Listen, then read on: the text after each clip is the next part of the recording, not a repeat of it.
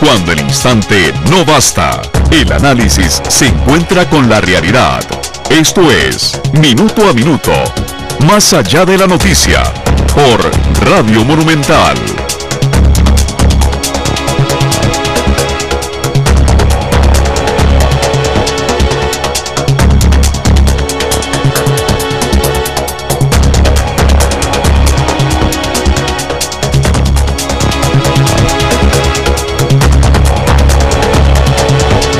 ¿Qué tal? Muy buenos días, bienvenidos a todos a nuestro programa Minuto a Minuto, acá en Radio Monumental, siempre abordando temas de interés nacional desde la perspectiva de la profundidad y el análisis. Y el día de hoy, muy complacidos de tener en nuestros estudios a la señora Maureen Clark, presidenta ejecutiva del Instituto Nacional de las Mujeres, además para poder poner en contexto un tema relevante para nuestro país, y son los femicidios y cómo se cuantifican, cómo se califican los femicidios en Costa Rica.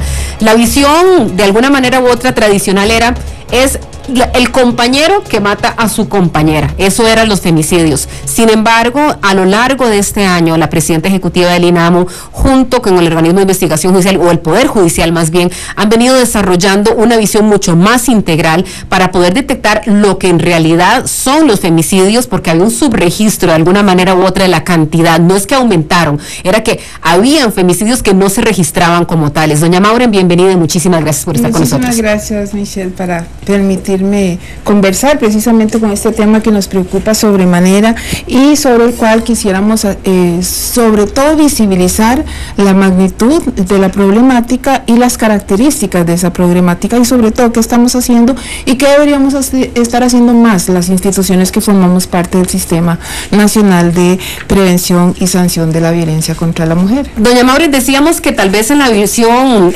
tradicional nos acostumbramos a interpretar, incluso desde la prensa, decíamos, vean los nombres tan espantosos que le poníamos a los femicidios, crímenes pasionales. Además le poníamos ese nombre que además es absolutamente inapropiado, pero además estaba circunscribiendo los crímenes contra las mujeres al círculo de la convivencia familiar, de pareja, fuera en matrimonio o en unión de hecho. Cuando trasciende eso, doña Maureen, desde esa perspectiva, ¿qué es lo que se incluye ahora? ¿Qué es lo que se denomina un femicidio en el sentido más amplio? Bueno, la ley de penalización nos restringe muchísimo el ámbito de aplicación y solo lo define para las uniones de hecho o el matrimonio, o sea, cuando se da dentro del marco de la relación de pareja, ya sea casada o no. Eso es exclusivamente, pero para efectos de la Convención de Belén do Pará, que es el país signatario desde más del 4, incluye muchísimo más, incluye 3 ámbitos. Una que es el familiar, donde no solamente está la pareja directa, sino están los padres, los hijos, los primos, el de la comunidad, donde pueden haber terceros, un novio, un exnovio, y todos los ex que puedan existir, y también dentro del marco del Estado, por ejemplo, que sea una institución del Estado que origine o que dé lugar a que se dé el femicidio. Entonces, como usted verá, Michelle, el ámbito de aplicación es muchísimo más amplio, y nos ha hecho que con el Poder Judicial se pueda, que ha sido un trabajo bastante tenaz de la Comisión de Seguimiento que tenemos de la ley, del sistema, y el Poder Judicial, para lograr extraer esa información de los últimos 10 años con esa visión, con una visión más amplia, con todas las características, y nos están dando un perfil bastante delicado, y sobre el cual todas las instituciones del sistema tenemos que reaccionar. Por ejemplo, nos está diciendo que están muriendo más mujeres fuera del ámbito de lo que establece la ley de penalización y esa cantidad de mujeres es casi el doble, ¿no?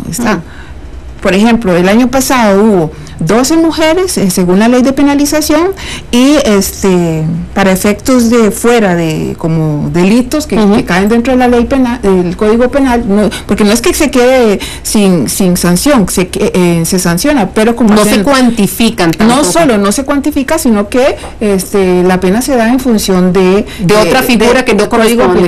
Otra figura, homicidio doloso, culposo, y eso se penaliza con el Código Penal, que si bien es cierto, la pena es casi parecida, también estas estadísticas nos están dando cuenta que el nivel digamos, de llegar a sentencia es del 50%. Imagínese. Solo la mitad. Solo la mitad. O sea, la resolución de los casos, en el caso de porcentaje de resolución de casos de femicidio, en base a la ley, es de un 90.6% el año pasado. Y en esta serie de 10 años siempre está por encima del 90%. En el caso de la resolución de casos de femicidio por el concepto ampliado, siempre está por debajo del 50% o el 60%. Y entonces ahí hay que saber qué está ocurriendo. Hay un tema de efectividad finalmente en la parte punitiva que hay que y este campo es donde más están muriendo las mujeres. Entonces pareciera como que se pone más atención cuando es la ley de penalización lo que se aplica. Pareciera, ¿verdad? Podría ser una hipótesis. Nosotros desde el INAMO vamos a incidir un poco más tratando, porque esa es una forma también de saber qué está ocurriendo para tomar acciones, y es investigar expediente por expediente. Vamos a tomar una serie y vamos a pedir, vamos a investigar efectivamente qué pasó en cada uno de esos casos. Esto es importante porque nuevamente no solamente se trata de cuantificar con precisión cuáles fueron las causas de muerte de esas mujeres y establecer las circunstancias en las que murieron, sino también para poder generar las políticas desde el punto de vista preventivo.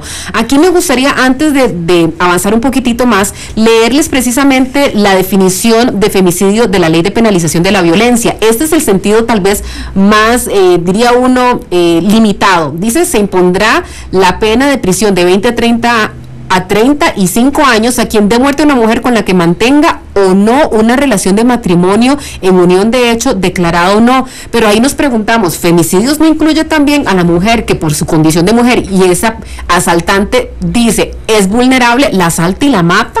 ¿O no será la persona que tal vez en violencia intrafamiliar sea un hermano, sea un papá, sea, qué sé yo, un cuñado, un padrastro? Esos también entran ahora en ese sentido ampliado dentro de femicidio, ¿verdad? Así es, y nos vamos a dar cuenta que muchos de los casos de femicidio que se da por la definición ampliada se da con esas personas lo que le decía las yo, exparejas que ya no hay ninguna relación, que son personas que a lo mejor están reaccionando desde su visión machista, desde su visión de propiedad, de que eso es mío, es o mío o de nadie, porque mucho es lo que se ha visto en los medios, ¿verdad? Que ha dicho, o es mío o no es de nadie, entonces la mata. Y lo peor es que ahora no solo la matan, sino se mata a él también, porque no le importa. O sea, hay que trabajar sobre los hombres también. Las medidas cautelares no son suficientes. Mientras se impone una medida cautelar, el tipo se espera a que termine la medida, va y la mata. Igual que lo que está haciendo es incubando esa furia, esa posesión que tiene, esa idea torcida de posesión o de propiedad o de territorio, como ve a la mujer. Y eso es lo que tenemos que también actuar. Hay que actuar. Ese hombre necesita dominar su ira. Necesita que lo traten psicológicamente, necesita que lo hagan entender que ella no es su posesión, que puede vivir sin ella, que no le haga daño, que tiene que ser una relación de respeto. Doña Mauren, algo muy importante que hablábamos extra micrófonos y fuera de cámaras antes de iniciar esta entrevista, era precisamente la importancia de que el abordaje fuera no solamente de protección a las mujeres, sino también el cómo tratar o cómo ayudar a los hombres potencialmente agresores. Y ustedes manifestaron algo que me pareció particularmente interesante, la política de quién tiene un arma en este país.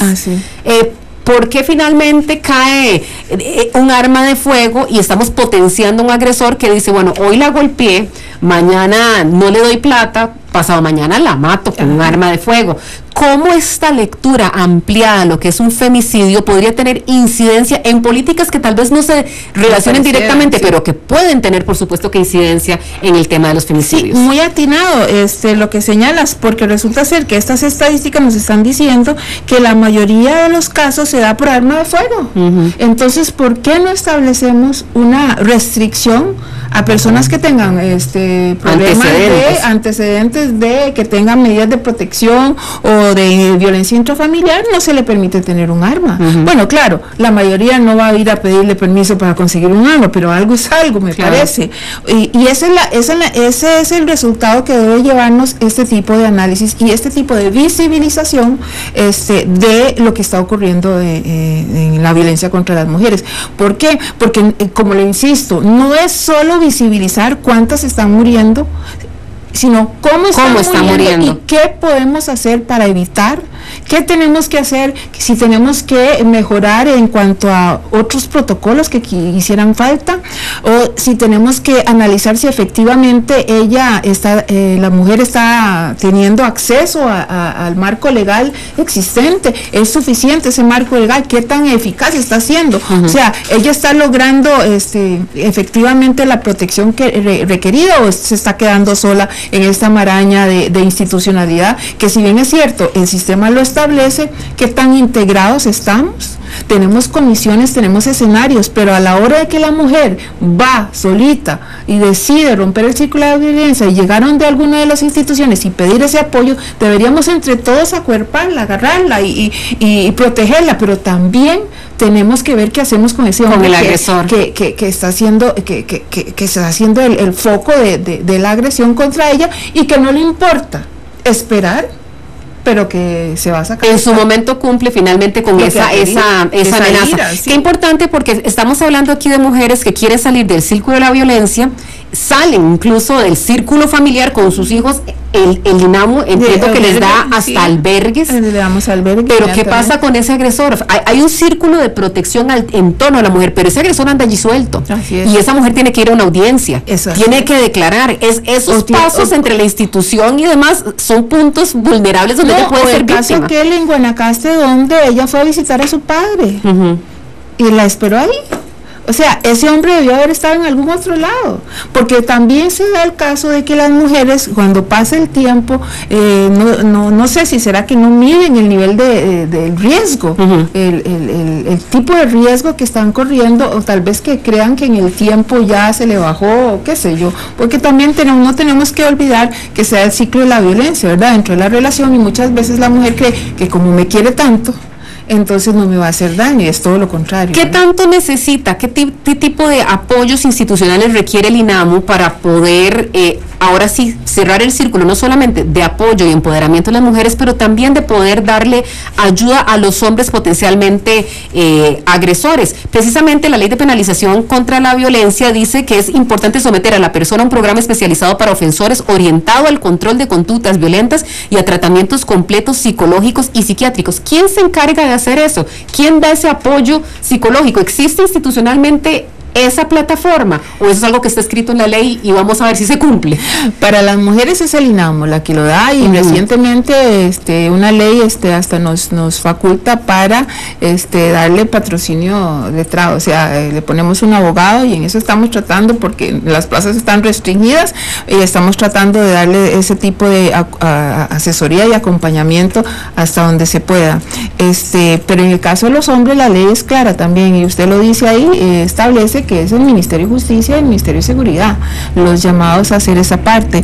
Yo tengo entendido que en este momento se está dando, pero no en la extensión que se quisiera, solo cuando se mide el riesgo, qué sé yo, el juez mide el nivel de riesgo que puede estar teniendo esa mujer, o de agresividad del hombre, y le da prisión preventiva. Me han comentado que mucho de la saturación de las cárceles en este momento se está dando por la prisión preventiva. Y qué difícil, porque también la prisión preventiva enardece al agresor. Dices que es por culpa de esta mujer que estoy aquí encerrado, o que no puedo acercarme y cuidado, es nuevamente promover el mismo círculo, ¿verdad? De la violencia, revictimizar finalmente. Pero entonces ahí es donde hablo que tiene que haber una protección integral, integral desde toda la institucionalidad y tomando en consideración precisamente la lectura de la realidad. Doña Mauren, después de hacer esta relectura que están haciendo ustedes desde el INAMU de lo que son los femicidios, ¿qué tipo de apoyos les está ofreciendo el Poder Judicial? ¿Qué tipo de apoyos les está brindando el Ministerio de Seguridad, que son esa primera línea, ¿verdad? Ellos intervienen en el momento que hay una denuncia de agresión. Sí, el Ministerio de Seguridad es hay un protocolo en que todas las instituciones reaccionamos, porque también estamos incluidos ahí.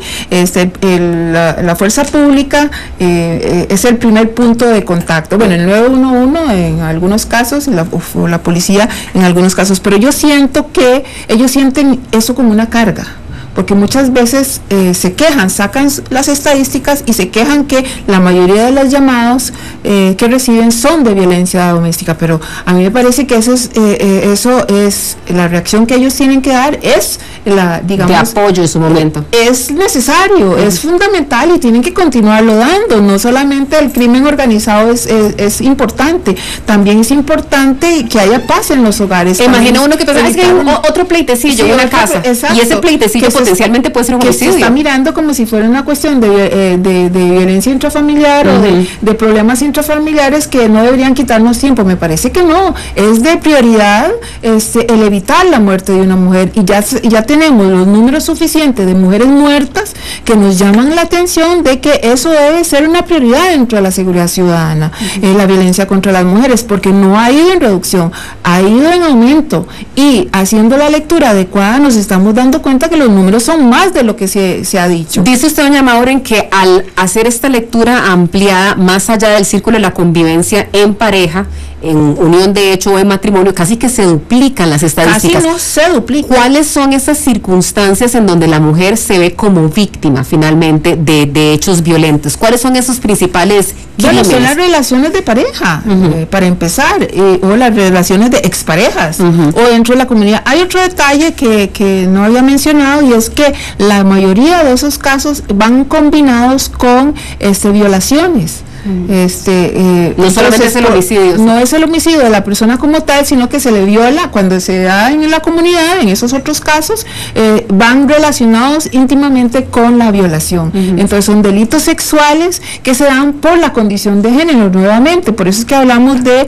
en general que el marco debería ser por su condición de género, porque entonces y se encuentra mucho ensañamiento que se da por celos, por ira, por ese sentimiento de propiedad, o porque no pudo tenerla, porque también se da en... No la conozco, bueno, de hecho la víctima no conoce a esta persona, ¿verdad? La conoce y la pretende, y ella no le corresponde. Veamos muy cerca el caso en Matina, de la maestra, creo que el tipo, ella no le correspondió y le mató. Entonces, todos estos casos tenemos que incluirlo dentro de esa importancia, dentro de esa prioridad, para buscarle soluciones. Desde el punto de vista estratégico de cómo prevenir estos casos, porque ya afortunadamente, y me comentaba usted, existe un mapeo o una lectura de dónde, bajo qué circunstancias y cómo ocurren y hasta qué hora y qué días es que se dan este tipo de femicidios.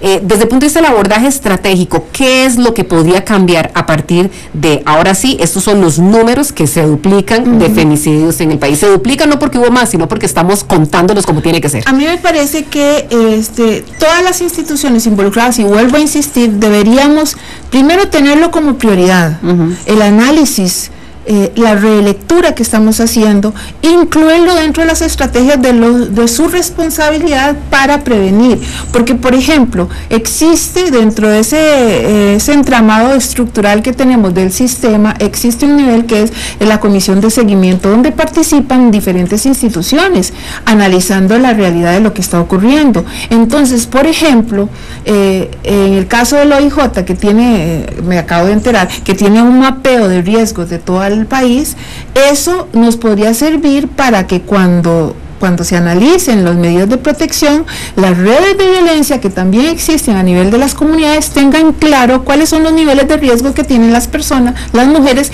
que han buscado ayuda de su región. Eso podría ayudarnos o sea, ponerlo al servicio dentro de esa prioridad que tenemos de violencia contra la mujer como una cuestión de seguridad ciudadana, montar ese tipo de apoyo integral, lo que estamos diciendo, porque cada uno estamos haciendo lo nuestro, pero desde nuestra trinchera. Y eso hay que integrarlo. Hay que integrarlo y casi que entremezclarlo, porque me podrían decir, pero existen protocolos, sí, pero el protocolo es para reaccionar cuando ya la mujer está llamando. Necesitamos otras medidas de prevención. Por ejemplo, se dijo que yo he estado muy detrás de eso, del proyecto. Yo creo que ya estaba por aprobarse lo de los mecanismos electrónicos. Eso es un apoyo más, no es que son fines en sí mismos. No es la solución. Requerimos, si hay 50 o 150 medidas de protección, me parece que todas las posibles para evitar una muerte. Y en ese sentido, me parece que ahí debería ser una prioridad también en la compra de esos mecanismos, porque ya ahí estaríamos reduciendo las posibilidades de que el agresor se acerque a la víctima, porque así es como funciona. Hablamos de los dispositivos estos que se estarían poniendo en muñecas, que se parecen a estos. Son como pulseras o brazaletes, exactamente, que detectan la ubicación del agresor. Por GPS, y eso hasta se venden los servicios de control, monitoreo, pero ayudaría, por lo menos si usted analiza cada caso de las mujeres y las circunstancias como murieron, algunas pudieron haberse evitable, prevenible por lo menos, de saber ella que el tipo estaba ahí afuera o estaba a 3 cuadras de... ¿Qué es eso, verdad? Sí. Finalmente no es que se puede, y lastimosamente los recursos son limitados y no se puede poner un policía a la par de cada una de las mujeres agredidas. Pero a lo mejor podemos generar mecanismos que ayuden. Monitorear finalmente dónde está ese riesgo. Doña Maureen, ¿hay un marco legal? Hay una lectura ahora mucho más amplia de las estadísticas para poder determinar cuáles son las causas y las circunstancias en las que mueren las mujeres acá en Costa Rica a manos de una persona, puede ser su compañero, un miembro de la familia, un desconocido que finalmente ejerciendo una relación o forma de poder dice, decido matar a esta persona, pero habiendo un marco legal y habiendo números más claros y sabiendo la necesidad, ¿qué tanto pesa el elemento cultural? ¿Qué tanto pesa eso a la hora de administrar ley, a la hora de administrar protocolos, a la hora de administrar los apoyos y las ayudas que requieren los hombres, que en algunos casos serán agresores? No quiero hacer aquí generalizaciones, caballeros, pero también las mujeres que pueden ser víctimas, sin hacer también las generalizaciones. A mí me parece que teníamos que seguir trabajando sobre el cambio cultural. Eso es un proceso y serán décadas. ¿Dónde entra la educación aquí? Desde que están pequeñitos, desde que están pequeños en las casas, en las escuelas, porque muchas veces las mismas mujeres reproducimos también esos patrones culturales, ¿verdad? Y la educación me parece que es fundamental. ¿Hay una propuesta ya sistematizada, formal desde esa trinchera, doña Maureen? Nosotros trabajamos cuando hicimos un análisis, llegamos en este gobierno, hicimos un análisis de la PIEC, de la política de igualdad. Hay un componente que es de educación. Hicimos un balance para ver qué tanto se había avanzado del plan de acción, y hicimos un segundo plan de acción, y ahí incluimos específicamente en la parte de educación acciones, los incluyó el Ministerio de Educación y nosotros los hemos apoyado para precisamente educar. Y lo que nosotros hacemos desde el INAMO es preparamos a profesores y maestros para que ellos repiquen en sus aulas todo lo que se puede desde la enseñanza para evitar la violencia de las relaciones de pareja, de las relaciones de compañeros, incluso contra el bullying en las escuelas. O sea, la violencia es desde ahí comienza, desde ahí empieza. Y entonces nosotros estamos trabajando muy de cerca con los profesores, capacitando profesores y maestros, y también incluso hemos trabajado en una especie de certificación de escuelas contra la violencia, o sea, certificación de escuelas libres de violencia, y ahí también se está trabajando como hormiga con el Ministerio de Educación, y estamos tratando de que ahí, pero serán las nuevas generaciones, ¿verdad? Y qué hacemos con los ya grandes, los que ya están, los que ya están, bueno, con las campañas. Que por cierto ahorita vamos a volver a sacar la campaña de sensibilización, en todo sentido, que incluye también violencia, y seguir insistiendo en dando información, damos información a todas las mujeres que nos llamen, incluso hombres si llaman. Y si llaman, doña Maureen, qué dicha que usted aborde ese punto, porque muchas veces cuando conversamos de este tema, cuando hablamos de violencia contra las mujeres, hay un sector de hombres que dice, pero es que yo soy el agredido y yo no tengo a dónde ir y yo no tengo una red de apoyo a nivel institucional. Si llamaran y si requirieran apoyo, ¿también se les brinda, doña Maureen? Bueno, yo creo que no, porque está específicamente para las mujeres, pero hay instituciones privadas que dan asesoría a hombres, apoyos, e incluso nos cuentan, nosotros trabajamos muy de cerca con ellos, y los invitamos para dar la perspectiva digamos, masculina que está ocurriendo allá afuera. Quisiéramos que fuera más socializado, ¿verdad?, que más generalizado. Ellos dicen que no dan abasto, que hay que ver la cantidad de hombres que van a buscar apoyo con ellos. Y hay una línea también, sí es cierto, me comentaron ellos que tienen una línea en el 911 donde los hombres se atiende también. ¿Qué dicho? Pero los atiende ellos. Okay. Los atiende esa el 911 como tal. Sí, es una organización que se llama WEM. WEM, ajá. Tiene la línea para hombres, y nosotros tenemos el de la delegación, ¿verdad? El 911 de la delegación que pasan a la delegación. Pero igual los pueden referenciar, que creo que es importante. En el caso de que una persona, un hombre, esté pidiendo auxilio, pueden referenciarlos, por ejemplo, a esta organización. Sí, del 911 los pasan. Perfecto. Ellos tienen la WEM puso. Creo que es importante que es justo, una respuesta. Creo que eso es justo porque nuevamente no son todos, y cuando hablamos nuevamente de violencia doméstica, de violencia en general contra las mujeres, no solamente doméstica, tendemos a decir las mujeres son las víctimas, no exclusivamente son las víctimas, pero son la mayoría. Sí. Eso es importante, y por eso es la respuesta institucional tan fuerte, por eso una ley tan fuerte en ese Pero sentido. También el hombre debe buscar apoyo, debe buscar ayuda para manejar sus la rehabilitación, que es importante, ¿verdad? Desde ese punto de vista. Yo no hablaría de rehabilitación. Bueno, yo no soy psicóloga, pero yo no sé si será rehabilitación. Es algo así como hacerle entender y comprender las relaciones que deben existir entre las personas. Yo siento que el tratamiento es diferente, porque al hombre también desde muy pequeño lo han socializado de determinada manera. Es lo que me han comentado los de WEM, ¿verdad? Entonces ellos necesitan también que los hagan ver esa realidad y que los hagan replantearse cómo deben ser las relaciones, porque es una cuestión de educación también, ¿verdad? Y en ese sentido, por eso es que yo digo que ellos necesitan ayuda. Doña Maureen, le agradezco muchísimo, y me parece muy importante aquí, de alguna manera u otra, reafirmar lo que usted ha venido diciendo, y lo repitió ahora cuando hablábamos fuera de micrófonos, es que trabajar con hombres y con mujeres, con los dos, eso es importantísimo.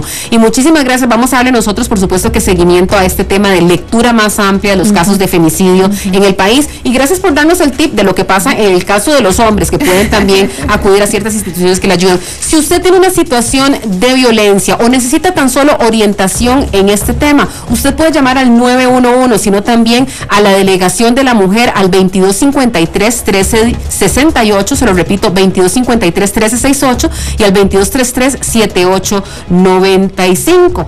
Asimismo, una recomendación para los medios de comunicación que le agradezco aquí a doña Maureen Clark, dice: adoptar códigos de ética para el tratamiento de los casos de violencia contra las mujeres y en especial de los femicidios, promoviendo el respeto a la dignidad e integridad de las víctimas y evitando la difusión de detalles morbosos. Un compromiso que nosotros asumimos y la verdad que por supuesto nos parece importantísimo. Y cuidado, no estar difundiendo estereotipos sexistas o descalificadores de las mujeres. Qué errores que cometemos con muchísima frecuencia, doña Maureen. Tema para otra entrevista. Así es. Tema para otra entrevista, pero muy agradecida de haberlo tenido acá en nuestros estudios de Radio Monumental. Ya viene Noticiero Deportivo. Ok, muchas gracias. Cuando el instante no basta, el análisis se encuentra con la realidad. Esto fue Minuto a Minuto, más allá de la noticia, por Radio Monumental.